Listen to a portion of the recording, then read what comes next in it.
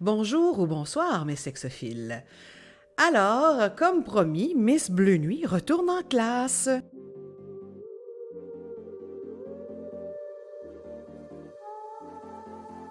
C'est fait, c'est aujourd'hui. C'est avec le professeur Jade que Miss Bleu Nuit retourne en classe. Professeur Jade, professeur de psychologie de la sexualité avec une approche biopsychosociale, et notre professeur Jade qui est en plus docteur en psychologie depuis et qui enseigne le cours depuis 10 ans, rien de moins. C'est le premier cours aujourd'hui, le premier cours qui s'intitule « Histoire de la sexualité ». Alors, bon retour en classe, les sexophiles. Bon cours et bonjour, Madame Jade. Bonjour, Miss Bleu Nuit. Wouhou, je suis tellement excitée. Contente de t'avoir dans ma classe. Tellement, t'aimes-tu mes petites lulus? Ah, c'est vraiment cute. Alors, premier cours, histoire de la sexualité, c'est comme ça que tu commences avec tes étudiants et étudiantes au cégep, Oui, c'est ça? exactement. En fait, on fait le plan de cours, le premier cours, comme on a fait dans notre épisode passé. Oui. Et donc, le deuxième cours, quand on se lance dans la matière, je trouve ça intéressant de commencer avec l'histoire de la sexualité pour mettre un peu un contexte sur toutes Pour mettre les la autres. table. Exactement. Et justement, auditeurs, auditrices, sexophiles, il y a effectivement un autre épisode qui a été fait avec Jade. En fait, l'épisode qui raconte tout le plan de cours qu'on va couvrir sur, normalement, ce qui serait une session de cégep. Je vais faire le cours au complet. C'est un vrai retour en classe. Et donc, cours 1, vous pouvez en fait retrouver l'épisode en question sur Spotify ou Patreon, Apple Podcasts, pour avoir une idée du plan de cours au complet. Alors, premier cours, histoire de la sexualité. C'est à vous, Madame Jade. J'ai envie de commencer, comme je commence tout le temps, j'aime bien faire le quoi et le pourquoi d'un cours. Parce que oui. je me rappelle être assis sur les bancs d'école moi-même, puis souvent me demander, mais pourquoi j'apprends ça? Oh oui. OK? Donc, je vais faire un petit résumé de quoi? Qu'est-ce qu'on va voir ensemble aujourd'hui? Ce que je vais faire aujourd'hui, c'est un survol, évidemment un rapide survol de l'histoire, où je vais partir de la préhistoire jusqu'à nos jours. OK. J'aurai pas le temps de tout vous raconter, mais qu'est-ce qu'on va faire? C'est qu'on va faire un peu comme un petit oiseau qui se déplace d'une époque ou d'une culture à l'autre, puis on va faire des petits arrêts. On va arrêter à quelque part, puis on va regarder, mais qu'est-ce qui se passait à cette époque-là ou dans cette culture-là au niveau de la sexualité? C'était quoi, par exemple, le rôle de l'homme et de la femme, l'organisation sociale autour des relations sexuelles, qu'est-ce qui était permis, interdit, du vocabulaire aussi lié à ça. Oui. Et une fois qu'on a fait ça, on se déplace, puis on va à un autre endroit, etc. Comme un petit oiseau. Comme un petit oiseau, ou comme si on prenait des photos. Une petite photo je d'un comprends. moment à une époque. Oui, OK, on va geler le moment pour être capable d'approfondir un petit peu. Exactement. Je comprends. Donc ça, c'est un peu le quoi. Qu'est-ce qu'on va faire? OK. Pourquoi on fait ça? T'sais, à quoi ça sert, tu penses, Miss Bleu Nuit, d'avoir un cours sur l'histoire de la sexualité? J'ai toujours eu un sens que pour savoir où on va, il faut savoir d'où on vient. Oui. Fait que je me dis que c'est un petit peu l'idée pour essayer de comprendre où ce qu'on en est aujourd'hui, c'est de voir le développement de tout ça avec l'histoire du passé de notre sexualité humaine. Tout à fait. Ça va nous permettre de voir dans le passé qu'il y a eu vraiment plein de différents, comment on pourrait dire ça, de choses très différentes par rapport à la sexualité. L'époque et la culture où on vit déterminent énormément la sexualité qui a cours et donc notre sexualité. Oui. Énormément. Tantôt, tu parlais que le cours, je le donne avec une approche biopsychosociale. Oui. Le Merci cours, d'approfondir ça. Oui. c'est l'idée que la sexualité, pour bien la comprendre, c'est pas en regardant seulement certaines influences qu'on va tout comprendre ça. On va comprendre la sexualité en regardant des facteurs biologiques qui touchent le corps, des facteurs psychologiques qui touchent l'individu, sa pensée, ses émotions, ses comportements, mais aussi des facteurs socioculturels et relationnels. Oui. Donc, aujourd'hui, le cours sur l'histoire, c'est un cours qui est beaucoup plus socioculturel. OK. Et donc, des fois, on peut dire, la sexualité a une dimension socioculturelle. Absolument. Absolument. Et il faut s'en rendre compte. Fait que c'est un peu ça le but du cours ou le pourquoi ce cours-là, pour réaliser que, dépendamment où ce que tu nais, où ce que tu vis, dans quelle culture, dans quel milieu, dans quelle époque, ça va vraiment influencer la sexualité. Les croyances. Et les tabous et ce qu'on peut dire, ce qu'on peut faire, ce qu'on peut pas faire, ce qu'on peut pas dire. Oui. Puis une autre chose qu'il faut réaliser, qui est le fun avec le cours sur l'histoire, puis on pourrait dire même les cultures aussi, c'est que, ben, ce qu'on pense qui est normal, acceptable et souhaitable, c'est complètement teinté de notre culture et notre société. Complètement. Ça peut pas changer faire autrement, en fait. du tout au tout. Exactement. Fait que des fois, ce que je demande, c'est, ben, juste pour le côté histoire, ben, imaginez que je vous donnais le cours il y a 500 ans dans le passé. Oh! Est-ce que je vous donnerais le même cours? Sûrement pas. Ben non. Sûrement pas. Probablement que j'aurais une approche très religieuse à ce moment-là et je vous ça dirais le surtout. sexe c'est mal, c'est péché, ça vous envoie en enfer, mariez-vous ou soyez religieux. Oui, à moins d'être indoniste. Tu sais, voilà. Et autre chose qu'on pourrait imaginer, que je vous donne le cours dans 500 ans dans le futur. Oh, Est-ce qu'on aurait le même cours? Sûrement pas non plus. Sûrement pas. Et probablement qu'on regarderait le cours que je donne aujourd'hui, puis il y aurait plein d'affaires, on dirait, mais ça n'a Ben pas de bon voyons sens, il donc. était donc ben cave, tu sais. Donc, voilà. Aussi, si je vous donnais le même cours aujourd'hui, mais ailleurs dans le monde. Ah ben ça, c'est OK? sûr Donc, que les c'est un cultures, même facteur. actuelles, ont vraiment un facteur super important, la sexualité. Qu'est-ce qui est permis, admis, fait Mais ou j'ai pas envie de fait. dire que certains endroits, tu pourrais tout simplement pas donner Ben le cours. non, Voilà. ça serait dangereux pour ma vie. Oui, Voilà. carrément. OK, fait qu'on a un petit peu cette idée.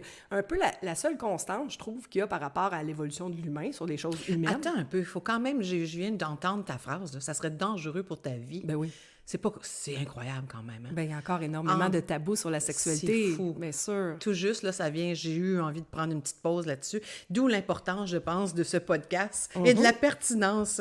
Voilà, j'avais juste envie de le souligner. Tout à fait. De Continue, l'éducation continue. sexuelle, c'est vrai.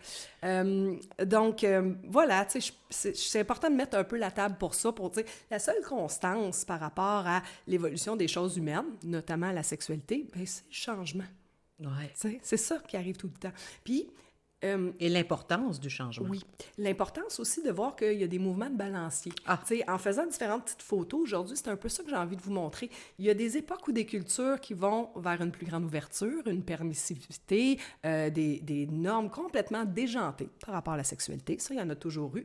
Et en même temps, il y en a d'autres où c'est la fermeture, le tabou, l'interdiction la plus complète. Puis il y a plein de nuances entre les deux. Donc, voilà un Ça a peu beaucoup de sens. le quoi et le pourquoi du cours sur L'histoire de la sexualité. de la sexualité. Et juste pour mon petit côté cartésien de mon cerveau, là, on va couvrir à peu près combien de générations? Mais comme je vous dis, c'est un rapide survol, mais moi, ce que j'aime bien faire, c'est préhistoire à nos jours. Voilà, OK, c'est ce que OK. tu avais dit. De Fait la- que quand ouais. même, on remonte jusqu'à la préhistoire. Jusqu'à OK. la préhistoire. Parfait. Fait que je commencerai avec ça, les débuts de notre espèce, la préhistoire.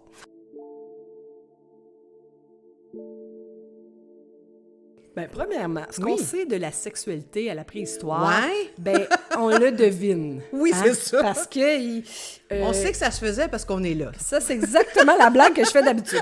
On sait qu'ils faisaient l'amour, sinon on serait pas là. Voilà. OK? Par contre, tout le reste, c'est un peu des hypothèses parce qu'il n'y avait pas l'écriture et donc il n'y a pas énormément de traces à part peut-être tu sais, des dessins dans des grottes qui peuvent avoir des connotations sexuelles. Donc, ce qu'on peut penser, c'est qu'il existait... Souvent, on va parler des peuples des chasseurs-cueilleurs à la préhistoire. OK, oui. Et donc, dans ces différents groupes-là, il y avait probablement des normes et des choses différentes par rapport à la sexualité. Une chose, quand on parle des chasseurs-cueilleurs, souvent, on suppose qu'il y avait une genre de division un peu sexuelle du travail ou selon les sexes. Les tâches évidemment. ménagères. Ben oui, c'était qui les chasseurs? Oui, oui, oui. Les hommes. Voilà, et c'était qui les cueilleurs? Puis là, je dirais / entrepreneurs du feu, des enfants, du camp, Oui, je comprends. etc. C'était plus Les femmes. Donc ça peut être déjà un peu des rôles sociaux qui étaient différents au niveau des hommes et des femmes. Mais on peut penser que certaines de ces groupes-là ou de ces cultures-là avaient une vision que c'était très complémentaire, en fait, Oui. entre les deux. En plus, probablement que à travers la préhistoire, puis même au niveau de l'Antiquité ou dans certaines cultures, on pourrait dire païennes ou autres, probablement que les femmes, dans certains groupes, avaient une position particulière, notamment chez toutes les sociétés où on ne comprenait pas le lien entre le sexe et la procréation. Est-ce que tu sais c'est quoi le mot procréation?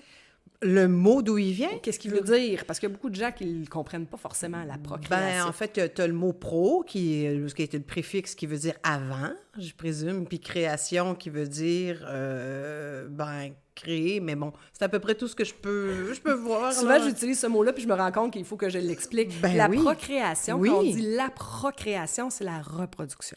Je vais leur dire plus simplement. Donc, il y a beaucoup de cultures, par exemple, les hommes préhistoriques, probablement, qui ne comprenaient pas le lien entre faire l'amour puis faire des bébés. Oui, c'est deux choses. Entre la sexualité et la reproduction, ils ne le savaient pas parce qu'il n'y avait pas les connaissances scientifiques pour comprendre que quand un homme et une femme copulent ou s'unissent, ça donne un bébé après. OK. Quand une société ou un groupe ne sait pas ça, les femmes ont souvent un statut particulier parce qu'elles donnent la vie. Et on ne comprend pas forcément d'où ça vient. Donc, dans certains cas, ça peut être craint. Dans certains cas, la femme est considérée comme magique, fertile, procréatrice, etc. Magicienne, divine. Avec des dons particuliers. Voilà. Une autre chose qu'on peut penser qui donnait un statut particulier aux femmes dans Écoute, il faut vraiment prendre une pause pour ça parce que moi, j'ai toujours pris pour acquis. Évidemment, ça a du sens puisque, je suis une femme qui est née à ce siècle-ci et c'était une connaissance acquise de savoir d'où venait, du moment que, j'avais l'âge pour le comprendre. Mais là, je viens de réaliser que... Pas forcément. Pas forcément. Non. À la préhistoire, on ne pouvait pas comprendre nécessairement que le lien se faisait comme tel entre le moment qu'on a fait l'amour et que 9 mois plus tard, il y a un bébé. Exactement. Wow! Donc là, il peut y avoir toutes sortes, on peut imaginer, de croyances, de rites autour de ça. Sûrement, Une autre chose que la femme avait comme caractéristique qui n'était peut-être pas comprise au niveau scientifique, c'est les menstruations. La femme saignait une fois par mois et elle n'en mourait pas. Oui, ça, je me souviens que tellement de blagues ont été faites sur ça. Là. Alors que le chasseur qui revenait, qui s'était fait embrocher par un tigre à dents de sable, lui, il saignait jusqu'à en mourir souvent. Donc, la femme encore avait un côté magique ou particulier. Donc, autre chose qui est important à comprendre chez beaucoup de sociétés, on pourrait dire préhistoriques, puis même peut-être un peu plus tard dans la société, mais il y avait une organisation de ces sociétés-là qui était nomades, c'était des nomades. Nomades, ça veut dire qu'ils se déplaçaient d'un camp à l'autre en fonction des saisons, de la nourriture, etc. Et quand on a une organisation sociale nomade, souvent, ça l'amène une organisation très communautaire, où il n'y a rien qui est à personne, où tout est à tout le monde. Mm-hmm. Le camp est à tout le monde. Le mammouth qui aurait été chassé va être partagé à tout le monde, etc. Mm-hmm. Donc, ils n'ont pas forcément la notion de possession. Et ça, c'est quand même très important parce que plus tard, ça va beaucoup influencer la sexualité des gens. Oui, je le vois déjà, là. Mm-hmm. Je le vois déjà. Ma femme! J'y arrive. Donc, avec cette idée-là, on a aussi l'idée que probablement plusieurs sociétés préhistoriques, païennes, et même on pourrait aller dans plusieurs sociétés autochtones, fonctionnaient selon un principe de matriarcat et des principes matrilinéaires. Une société matrilinéaire, c'est une société qui suit la lignée de la mère plutôt que celle du père. Oui. Et forcément, toutes les sociétés qui ne connaissent pas le lien entre la sexualité et la reproduction sont matrilinéaires. L'enfant sort du corps de la mère. Oui. Donc, on sait que t'es l'enfant de ta mère. C'est clair. Bien, dans ces sociétés-là, certaines sont matriarcales. Oui. Le matriarcat, c'est une société qui est organisée ou qui fonctionne avec des principes où c'est la femme qui a un statut un peu supérieur, qui peut être un peu leader, qui peut être soit la chef, ou tu sais, c'est une société, donc voilà. Puis j'aime bien donner quelques exemples de sociétés matriarcales.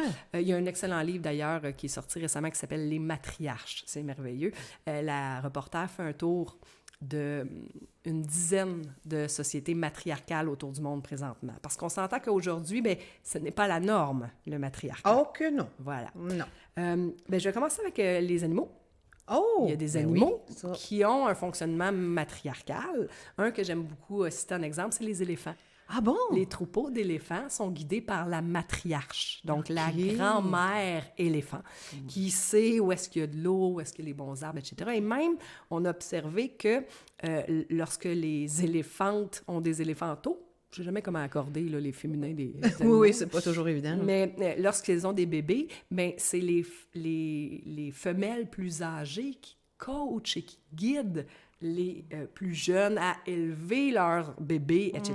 Donc, il y a vraiment toute une organisation autour de la Procréation. grand-mère, la mère et la reproduction là-dedans. Oui. Un autre exemple que j'aime donner de société matriarcale qui existe présentement dans le monde, c'est des anecdotes, mais il y en a quelques-unes, c'est les Mozo en Chine. Les Mozo. Oui, le peuple Mozo en Chine sont dans les plateaux tibétains entre la Chine et le Tibet, puis ils ont été très isolés géographiquement, ce qui fait qu'ils ont pu garder Conserver, leur culture traditionnelle, puis c'est en train de partir. C'est une culture qui va mourir à cause de l'arrivée d'Internet, des cellulaires, et aussi à cause de... En fait, la publicité qu'on leur a fait sont devenues une curiosité et même un endroit très touristique, même pour les Chinois. Mais chez les Mozo, j'ai découvert ce peuple-là en écoutant un documentaire qui s'appelle « Un monde sans père ni mari ». Oh! Déjà, ça donne une idée. C'est un monde où il n'y a pas de père ni de mari. On dirait des Amazones. C'est une société matriarcale où la chef de famille est la mère, c'est les femmes qui possèdent les choses. Et c'est une société où il n'y a pas de fidélité, pas d'union, la jalousie est mal vue, il y a une liberté sexuelle totale. Et les femmes, elles ont des amants. Ils peuvent avoir un amant principal, mais qui ne reste jamais à la maison, qui vient visiter. Ils ont même un système de visite furtive la nuit, où les hommes se promènent et vont cogner à la fenêtre des femmes qui choisissent celui ou ceux qu'elles ont envie de recevoir. Wow! Et donc, vraiment, c'est une organisation sociale qui, pour nous, c'est comme tellement différent de tout. Tout à fait. Donc voire quasi inacceptable. Voilà. Pas quasi, inacceptable pour plusieurs. Pour plusieurs. Ce serait vraiment impensable. Oui. Puis ça fonctionne ainsi depuis des centaines d'années. Bon, je ne rentre pas dans tous les détails. Il y aurait particulièrement... On pourrait faire un podcast au complet sur ça. L'histoire des sociétés matriarcales. C'est un peu ce que j'avais envie de vous dire. L'idée, dans la préhistoire, dans des sociétés plus païennes ou autochtones ou plus indigènes aussi, on peut penser qu'encore aujourd'hui, il y a des petits groupes qui sont moins exposés aux normes sociales les plus étendues, là, qui fonctionnent à différents niveaux avec ces idées-là. Ensuite, deuxième... Fait qu'on a pris une petite photo. Oui, c'est fait, là. On s'est déposé là, un petit peu. On se déplace un petit peu sur la ligne du temps, puis on va arriver dans la période des agriculteurs. Parce qu'à un moment donné, les hommes préhistoriques, ce qui est arrivé, c'est qu'ils se sont sédentarisés. Ils se sont installés à quelque part. Et donc, les sociétés sont passées de nomades à sédentaires. Oui. Et ça, c'est un changement majeur, on l'a vu dans nos cours d'histoire, mais aussi en lien avec la sexualité. Ça l'a complètement transformé. Parce que là, tout d'un coup, le côté très communautaire, où tout est à tout le monde, est disparu. Là, c'est devenu, je m'installe sur ma terre, c'est ma ferme, ma maison, ma famille, ma femme, comme tu le disais tantôt. Et il y a aussi une nouvelle division sexuelle du travail. Oui, je présume que oui. Quoique, il doit avoir encore le même principe de extérieur-intérieur. Exactement, et encore plus solide, parce qu'il y a vraiment... L'homme était à l'extérieur de deux façons, dans le champ et dans la vie sociale. Il y allait au village, il allait, etc. Et la femme était vraiment à l'intérieur, au niveau physique, dans la cabane, dans la ferme, et elle s'occupait de tout ce qui était domestique, éducation des enfants, les tâches, etc. Ce qui laissait peut-être moins de place à sa vie sociale à l'extérieur. Oui, dans plusieurs de ces sociétés-là, il n'y avait pas beaucoup de place à ça, en effet. Une chose qui va être intéressante, c'est que quand ce mouvement de sédentarisation-là a lieu, souvent, on voit un changement au niveau de l'organisation de la société et on passe au patriarcat. Le patriarcat, je pense que ça vaut la peine de prendre un petit moment pour bien le définir et bien comprendre. Donc, le patriarcat, c'est vraiment une organisation de la société et de la famille qui va être basée sur le pouvoir de... on va commencer par la logique, c'est que tout d'un coup, beaucoup de ces sociétés-là, en même temps que se sont sédentarisées, ils ont compris le lien entre faire l'amour et faire des bébés. Bon, là, oui, c'est fait, là. Ça s'est fait à différents moments dans différentes cultures. Oui, mais là... J'essaie de faire un genre de résumé. Je comprends. Mais là, on est rendu que ça y est, là. Pas chez toutes les sociétés. Non, j'avoue. Pas forcément. Pas forcément. On va dire, quand ça arrive, ça change beaucoup la conception qu'on a parce que tout d'un coup, les sociétés souvent deviennent patrilinéaires. Donc, le patriarcat, c'est organisé sur la parenté masculine. C'était l'enfant de ton père. C'est aussi une société qui est basée sur l'héritage de père en fils. Parce que l'homme qui possède la terre, la ferme, etc., va vouloir léguer ses possessions à son fils. Son fils aîné, oui, d'habitude. Là. Oui, OK? en principe, Et c'est ça qui change toute la vision de la sexualité. Parce que là, tout d'un coup, puisqu'on est basé bien, sur la parenté masculine et l'héritage de père en fils, bien là, tout d'un coup, il faut se mettre à contrôler la femme et non, plus particulièrement contrôler sa sexualité. Oui. Pourquoi il faut contrôler sa sexualité ou quelle partie? Bien, on va vouloir... S'assurer de la lignée. On va vouloir s'assurer de sa virginité avant le mariage. Pour s'assurer de la lignée. Exact, c'est toujours ça. Toujours pour s'assurer de la lignée et de l'héritage. Oui. On va vouloir s'assurer aussi de sa fidélité. Dans le fond, on veut s'assurer qu'on ne va pas léguer notre ferme, nos terres et tous nos biens au fils du laitier. On est rendu à une prochaine époque. On a pris les petites ailes à la suite de ce cours de la psychologie de la sexualité. En fait, l'histoire de la psychologie de la sexualité. Et là, on est rendu à quelle époque? L'Antiquité. On est rendu à l'Antiquité. L'Antiquité, là, moi, je ne suis pas une spécialiste de l'histoire, mais pour nous donner une idée, on est à peu près de moins 3000 avant Jésus-Christ à peu près Jésus-Christ. À peu près. OK, on arrive là, on y arrive. Ce qui est intéressant dans l'Antiquité, c'est qu'on coexistait des sociétés complètement différentes. Fait que là, c'est un peu ça que je vais faire. Je vais vous donner des petites photos de différentes sociétés complètement différentes pour voir un peu. OK. Avec quoi on commence? On pourrait commencer avec une société assez différente de la norme ou de celle qu'il y avait de façon générale. Dans l'Antiquité, je vous amène en Proche-Orient, en Égypte. Allons voir les Égyptiens. Oui, ça, c'est fascinant. Tu m'enlèves les mots de la bouche. Alors, qu'est-ce qu'on veut dire sur les Égyptiens? Bien, premièrement, évidemment, la majorité des sociétés de l'Antiquité étaient patriarcales. Oui, j'aurais pas imaginé le contraire. Pas mal plus qu'aujourd'hui. Ouais. Mais chez les Égyptiens, oui, on était dans une société patriarcale, mais peut-être pas aussi intense qu'ailleurs. Mm-hmm. Par exemple, est-ce que tu connais une Égyptienne connue? Ben oui. Qui donc? J'ai envie de dire Néfertiti. Oui. Mais tu pensais que j'allais dire Cléopâtre. Mais ce qui est intéressant, c'est que ces femmes-là étaient des femmes de pouvoir. Oui. Alors qu'on ne pouvait pas voir ça dans d'autres sociétés. Oui. Donc, dans la société égyptienne, les hommes étaient dominants, mais les femmes étaient présentes dans les affaires publiques, ce qu'on ne voyait pas dans d'autres cultures qui coexistaient à la même époque. Autre chose intéressante chez les Égyptiens, il y avait une grande culture de l'érotisme. Ils faisaient des genres de parties érotiques où là, les hommes et les femmes se mettaient beaux, notamment les perruques noires, les cônes d'encens sur la tête pour sentir bon, les lignes de colle pour maquiller, souligner les yeux, les déshabiller. Donc, tu sais, il y avait cette culture-là de l'érotisme. Autre chose particulière des Égyptiens à cette époque-là, c'était une société qui pratiquait la monogamie. OK. Est-ce que tu sais c'est quoi la monogamie? Ben, tu m'expliquerais ça? Ben, la monogamie, c'est que tu t'es promis à une seule personne. Exactement. Mono, Voilà.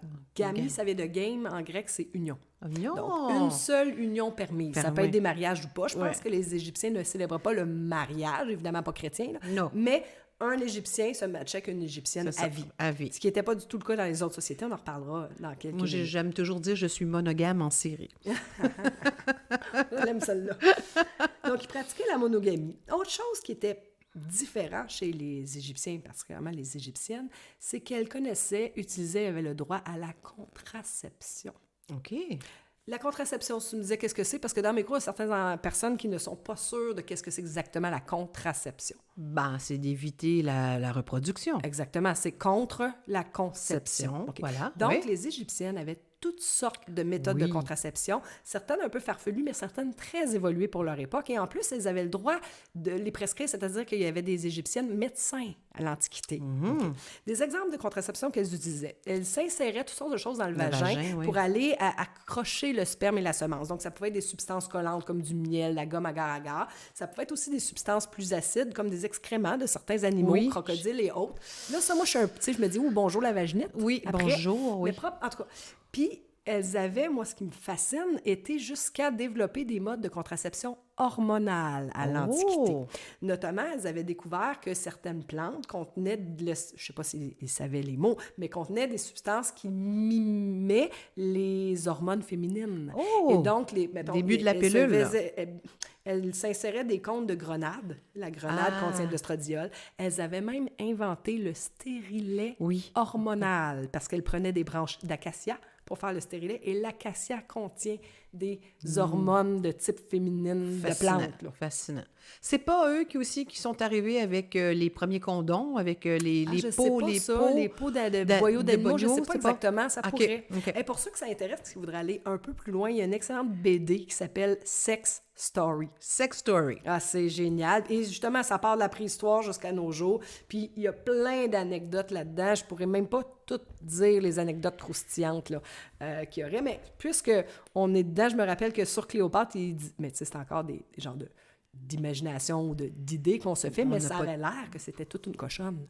Ah, ben j'espère! Elle se mettait du rouge à lèvres, elle se pratiquait à faire des fellations à ses gardes. Elle avait demandé à ce qu'on lui conçoit toutes sortes de godemichés, et ce serait peut-être même elle qui aurait inventé le vibrateur, où elle prenait un papyrus, donc un ancien parchemin, et qu'elle remplissait d'abeilles. Tu sais, c'est fascinant. C'est fascinant, certain. Tant mieux pour elle. Oui, tout à fait. Une autre chose intéressante, c'est que les Égyptiens pratiquaient la circoncision. Oh! Ouais. Pour des raisons d'hygiène, plus que de plaisir. Ou ça le dit pas, c'est pas clair. Je te reprends un petit peu en haut. On va commencer par dire qu'est-ce que c'est la circoncision. Oui, tout à fait. Comment tu dirais ça, qu'est-ce que c'est la circoncision? C'est d'enlever une partie du prépuce. Oui. Donc, le pénis, autour du gland, il y a une petite peau qui peut être, qui bouge un peu. Et la circoncision, c'est d'enlever cette peau-là. Oui. Donc, on va dire la circoncision, c'est faire l'ablation, c'est-à-dire enlever chirurgicalement le prépuce, qui est la petite peau autour du gland du pénis. Oui. Il y a, à travers l'histoire, 2 grandes raisons pourquoi on fait la circoncision du pénis. Des raisons, je vais dire, traditionnelles. Religieuses. Religieuses ou traditionnelles. Oui. Et des raisons médicales. Oui. Donc, on pense que les Égyptiens le faisaient pour des raisons traditionnelles. Peut-être qu'ils le faisaient pour des raisons hygiéniques. Je pensais surtout aux Juifs assidiques là, en disant ça. Oui. Donc, c'est pour des raisons traditionnelles qu'ils le faisaient. Il y a justement d'autres cultures où c'est très religieux. Tous les Juifs sont circoncis assez jeunes, je pense, les bébés. J'ai appris récemment aussi que tous les musulmans sont circoncis. Ouais. 2 anecdotes par rapport à ça. J'ai lu un roman, puis la personne était musulmane, et dans son discours, elle parlait des non-circoncis. Puis une autre anecdote, c'est que j'écoutais un show d'humour d'Adib Al-Qaïdi. Oui, Il racontait, lui, comment il a découvert qu'il était circoncis. Il a découvert ça alors qu'il se changeait pour faire son cours d'éduc au secondaire. Parce qu'il s'est mis à regarder les gars autour de lui, puis il a fait « Ah ben, il me manque un bout! Et j'étais pas au courant! » C'est vraiment comme ça qu'il l'a dit. J'ai trouvé ça génial. J'ai fait « drôle! Wow! » Puis, je vais faire un lien. Donc, on a fait des exemples religieux, mais il faut aussi parler de tradition. Parce que des fois, ça peut être aussi juste traditionnel. C'est-à-dire, ben moi, je vais donner un exemple concret. Ouais. J'ai une étudiante qui m'a déjà dit, c'était une femme qui faisait un retour aux études, puis on avait parlé de la circoncision, puis elle dit, ben moi, là, tous les gars puis les pénis que j'ai vus dans ma vie étaient circoncis. Mon père l'était, et je vais faire circoncire mon fils. Ah! Tu sais, donc, parce que c'est traditionnel, parce que ça serait plus beau, que ça serait une norme. Et même des fois, on fait la pub de ça. Moi, ça me sidère quand j'ai entendu, mettons, à la radio, « Circoncision Montréal. Monsieur, venez faire circoncire votre pénis. Il va être plus beau, il va être plus propre. » Et c'est quand même la fausse information. Il faut se le dire, là, un pénis circoncis n'est pas forcément plus beau, plus propre. J'arrive avec mes arguments parce que je vois ta face. Oui, ma face que vous ne voyez pas sexophile. Il peut avoir aussi des habitudes et des préférences, tu sais. Oui. OK. OK, je te laisse continuer, on y retourne. Je vais juste faire le deuxième volet. Vas-y, L'autre volet, c'est le volet médical. Pourquoi on ferait des circoncisions? Selon moi, puis pas juste moi, l'Organisation mondiale de la santé, plein de gros groupes, vont dire que la circoncision n'est acceptable que dans ces cas-là.